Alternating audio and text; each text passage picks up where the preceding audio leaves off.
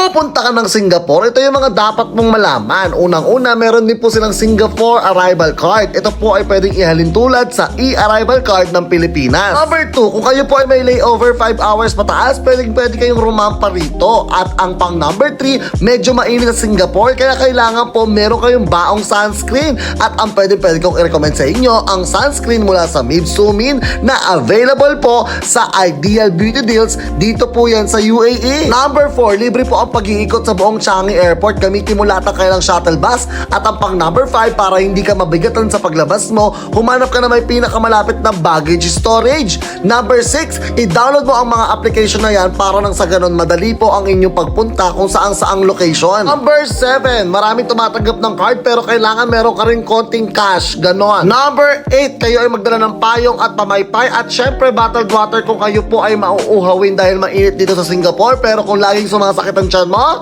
huwag ka nang magdala ng bottled water, bumili ka na lang pero medyo mahal yan. Number 9, every 2 hours po kailangan po kayo ay mag-reapply ng mga sunscreen ninyo, kaya nire-recommend ko sa inyo ang sunscreen ng Mibsumin. Napakagaan sa pes at talaga naman pong made in Korea yan, bonggang-bongga. At available yan sa Ideal Beauty Deals dito sa UAE. Para naman habang ine-enjoy mga Singapore at tutok na tutok ka sa araw, walang problema kasi po SPF 50++ yan, huy. Number 10, kung naghahanap ka ng kainan dito, maglakad ka na lang at hanapin mo sa mapa mo ang Lau Pasat. Napakaraming mga kainan dito, Indian food, Filipino food, Chinese food, Malay food, Indonesian food. Basta itong buo na yan, para siyang night market dito sa UAE na kung saan ay makakapili ka na kung ano-ano.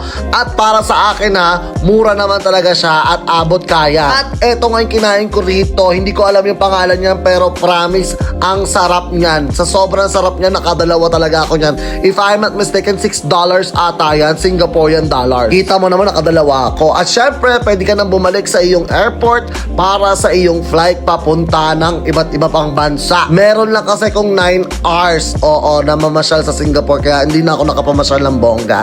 Kaya in-enjoy ko na lang yung napakaganda nilang airport. So, ayun lang. Sana natulungan kita. Maraming salamat sa pagsama sa aking vlog. Ingat lagi. And I love you.